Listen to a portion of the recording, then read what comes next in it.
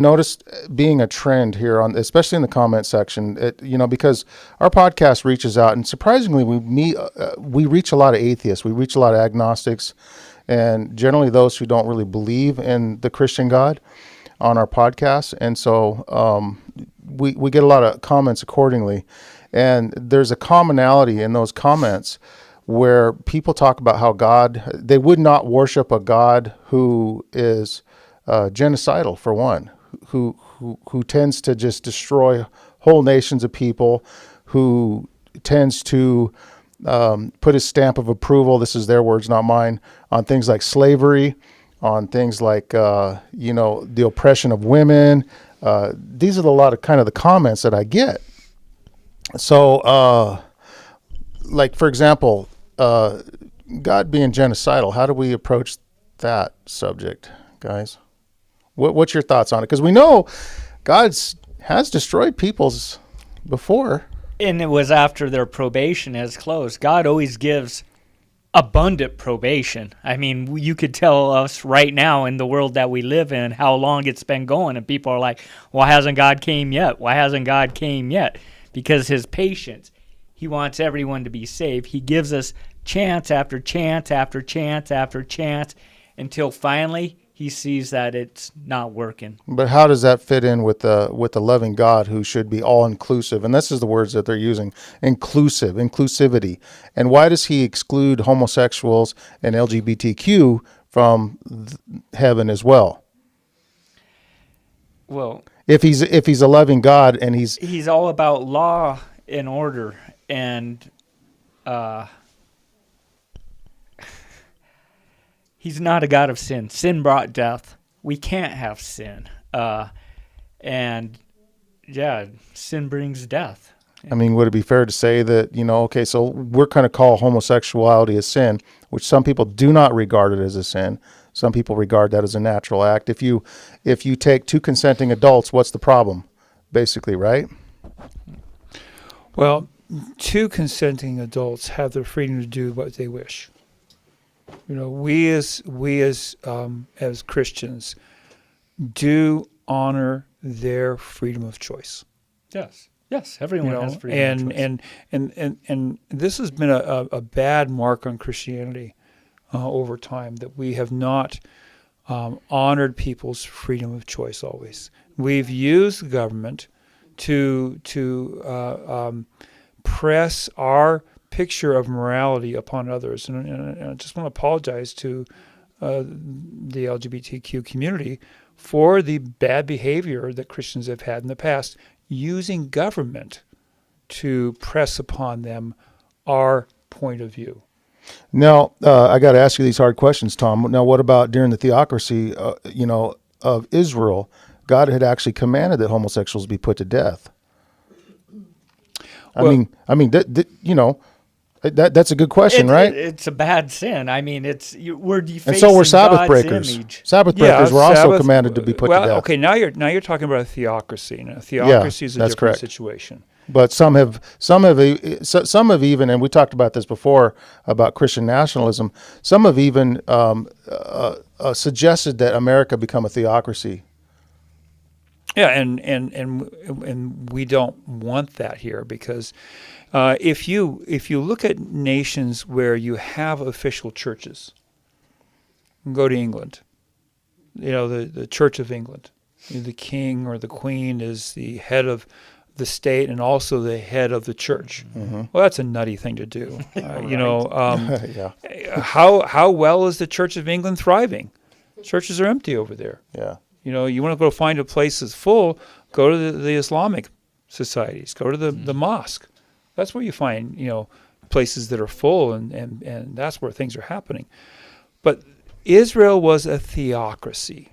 This is where God is in charge, and God meted out judgment upon those who were disobedient, and this is how God ran a theocracy. Mm-hmm. And you could say, well, I don't like a theocracy. Well, this is how it worked back in those days. There's several things we should ask ourselves. how can you? There's a term called presentism. Presentism is where you judge yesterday by today's standards. Oh, yesterday by today's standards? Yeah. Oh, I got you. Right. Okay. Yeah, of course. Okay, so you look back and you say, well, America was a terrible nation because it had slaves. True. Try to show me a nation who didn't have slaves. Yeah. Think about the word slave. Where's the word slave come from? Comes from Slavic. Why? Because the people of Europe were enslaving the Slavs. Interesting. Seems to be still happening today, but anyways. Well, Tom, correct me if I'm wrong. Don't we have a form of slavery today? If you get in trouble by the law, what happens? You get enslaved by the system. You get thrown in jail. You get community service. You do these things that essentially are the definition of slavery. Now, a lot of people are going to be like, "Oh, you know what? You're so far off on that. That's not even the close comparison to the African slaves that, you know." Well, but my point is, it's hard to judge. George. We should get rid of George. Anything in reference to George Washington because he was a slave owner. Right. Well, it's hard to judge people from 200 and some years ago by today's standards. What's going to happen if 200 years from now, if everyone was a vegetarian? And you'll be just aghast that people ate meat. Killed animals. Killed animals. And slaughtered them. So therefore, we're going to cancel them. They're out. Cancel them. Barack Obama ate steak. He's gone. He's gone. He's out of there. We're tear down any statue. Martin Luther King. He's out of there. Tear a statue down. So it's really careful we don't do that. But back to the theocracy. It's very, very hard to see the judgment of God. It is not very easy to see that. Well, I have some personal testimony with that's a good rendition, wouldn't you say, of like, because we tend to judge everything with our modern day thinking, and our modern day thinking is not always correct either. Can you imagine if they could judge our way of living? If you could go back into time and they could let's judge flip-flop this story. how they're living. Let's flip-flop it, see what's going on then. So what you have is you seeing God judging, and God judging what seems to be very severely. Well, I'm not going to say that the word seems to be. It's not. It is very severe judgment that's on the Amalekites, and Saul is commanded to destroy them all. Including the sheep. It's women, children, sheep, animals, it's dogs, terrible. cats. It's annihilation, and it looks really bad. But what you are witnessing is God's judgment. Yep. And exactly. And they were given chances, right? They were given probations, and God was patient with them through all the nations. But there was until there came a limit where that's right. It had to be cut off. These people, and pay attention, everybody. These people were destroying their children. They were causing them to pass through the fires. They were sacrificing. They were doing bad These stuff. people were a scourge on society. It's interesting how modern day society can allow the death of little children. I'm not going to say the word for it, but I think everybody knows what I'm saying. It's not that much different from these ancient pagan societies. But then they sanctify life, and it's okay for the wicked to live, but the righteous shall die. So I want to kind of give you a picture of how hard it is to understand the judgment of God. Now, if you're in the book of Revelation, this is the focus on prophecy. Okay. I want you to look at Revelation 20, verse 7. I'm going to read this for you. Okay. Because it says, "Now, when the 1,000 years have expired, Satan will be released from his prison." That prison is this earth. It's an unpopulated earth. He's been roaming around here for 1,000 years, kicking the shins of all his demons in anger, Not going to be a fun time to be a demon, I'm sure of that. Verse 8, and will go out to deceive the nations, which are the four corners of the earth, Gog and Magog, to gather them together to battle, whose number is the sand of the sea. Who are these nations? These are the the resurrected wicked. This is at the end of the 1,000 years. Okay? And so then it knows that they went up the breadth of the earth and surrounded the camp of the saints and the beloved city. What is their intent? To take over the city. Take over the city, enslave the inhabitants. This is what they want to do. But notice what happens. The Bible says, and fire came down from God out of heaven and devoured them. Now, it's pretty tough to witness. I mean, now you're talking about genocide of billions of people. Now, it's hard to watch that, and it will be very hard to watch that.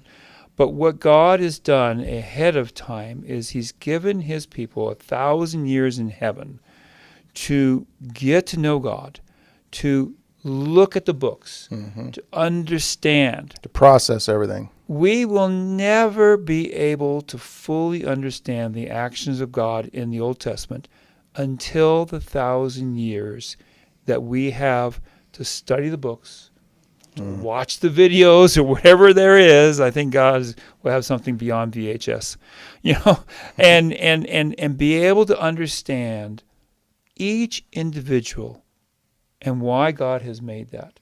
Would probably be like, Lord, you took so long? Yeah. Wow, you have patience. Well, even that. You have patience. Even that we're going to understand, because we're going to understand that, look, if he hadn't waited, then so-and-so wouldn't be here with us. Then so-and-so wouldn't be here with us. And on and on. He was patient because he was waiting for every last soul. Yes, he don't want no one to perish. So you say, well, we don't like this God who destroyed this group of people. But right now, and you may not agree with this, I happen to agree with this, but the Ukrainians are crying out to the world, give us weapons so that we may defend ourselves. Our hospitals are being targeted. Our people are being slaughtered. We must defend ourselves. So what are we doing as a country? The United States is sending billions of dollars and weapons and everything over there so they can defend themselves, so they can kill Russians, so they can live in peace. God destroyed the Amalekites. And look at the history of the Amalekites. You study the history of the Amalekites. They Wicked were people. They were wicked people. We're not saying the Russians are wicked. No, but my but point, what we're saying is we're familiar with war and why we fight war. We fight war for an eventual outcome of freedom and peace. And we know that this world is wicked, right? I mean, that's kind of what that's you're my driving. point. And so the Amalekites were a wicked people, and the Israelites could not live at peace with the Amalekites continually raiding them. And God said, that's it. No more. So this was a deliverance. It wasn't a genocidal act. It was a deliverance from their oppressors. Because if you take self-defense, for example, and that's basically what he's talking about with Ukraine, you take an aggressor and you take a victim. All right, let's take a woman who's in the act of possibly being assaulted and maybe even raped, violently, and then perhaps it's even intentions of the attacker to kill this woman. All right, that's a terrible crime, right?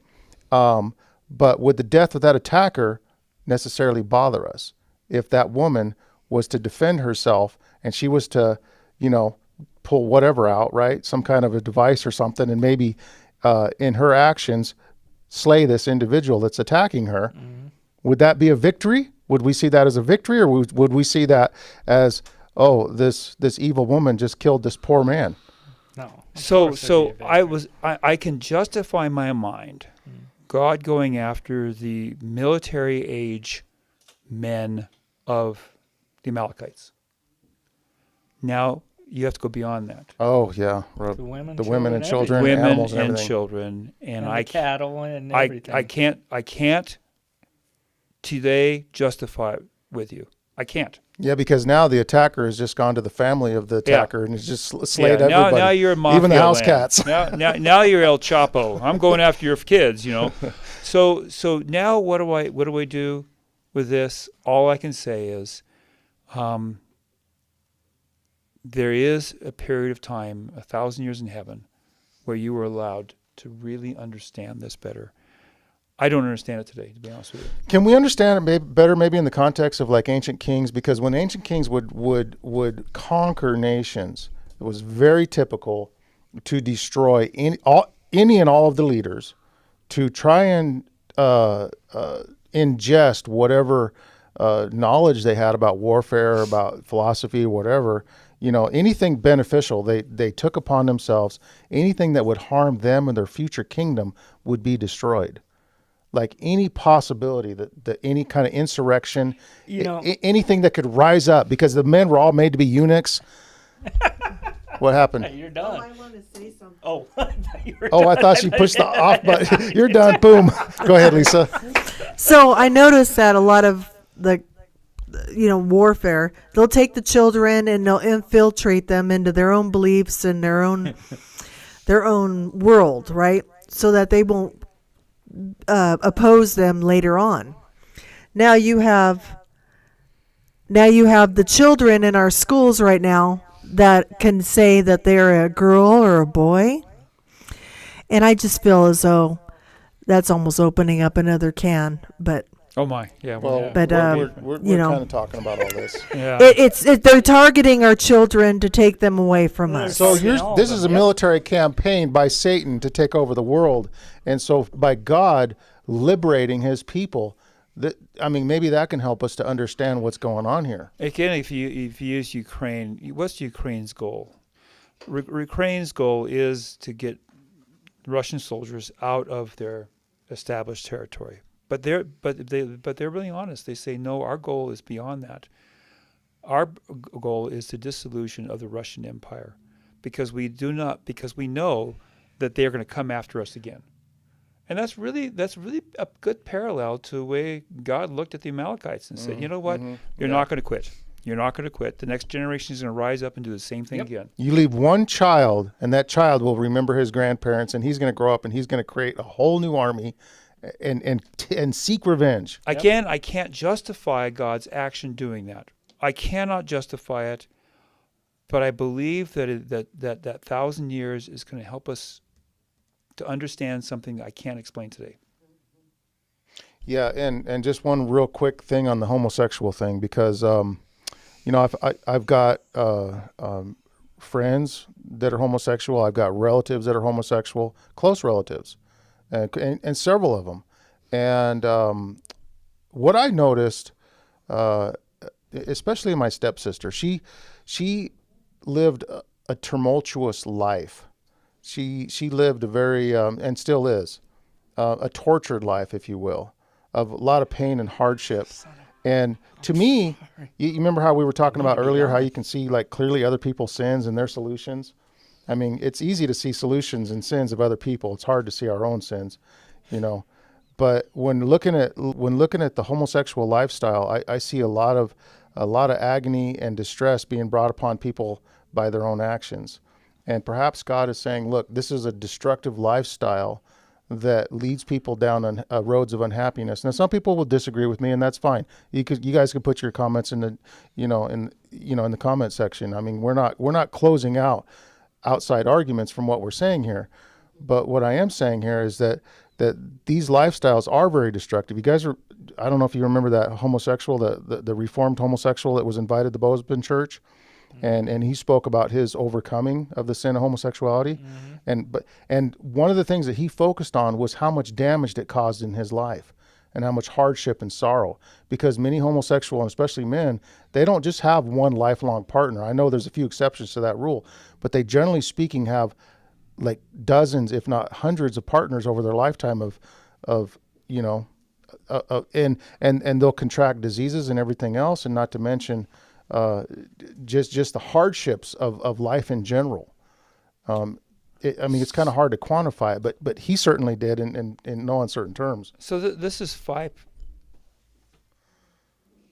What, are you guys off? 20 minutes.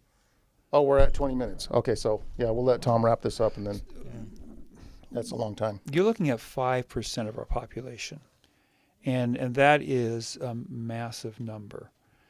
And again, I'm not sure I understand why God has this restriction in the Bible. I am sure the restriction is there, Old Testament, New Testament. It's quite clear in my mind. But I don't understand why. All I can say to someone is, if you're not satisfied with your situation, there is hope in Jesus. Amen. Amen. You know, and that's really a great way to end it. You know, God is no more down on the homosexual than he is the heterosexual who's cheating on his wife or her husband. He's just as down on that kind of behavior. He's just as down on the person who's, you know, trapped in drug or alcohol addiction. He doesn't hate that person. In fact, he loves that person, and he beckons them, loves come, us all. you know, come unto me. And, you know, to the one who can save us and to deliver us from these entrapments that mankind is so familiar with. And you and I and Tom, we're all very familiar with these entrapments. We've been suffering them our whole lives, and God sees Everyone sin. does. We're sinners. We're born sinners. That's Yeah. that's our nature. I mean, we have to learn to be good. We have to learn. Yeah, and through God Christ. sees sin And as something that's that destroys his children. I have children, Tom has children, you have children. You know, all of us here in this room today, we have children, and we see destructive habits that our children do, and it breaks our hearts. We don't hate our children because they do these things. We hate the things they do, but we don't hate the children. No. And so we can look at God and we can very much appreciate his love for mankind, which is a perfect love, by the way. 'Cause he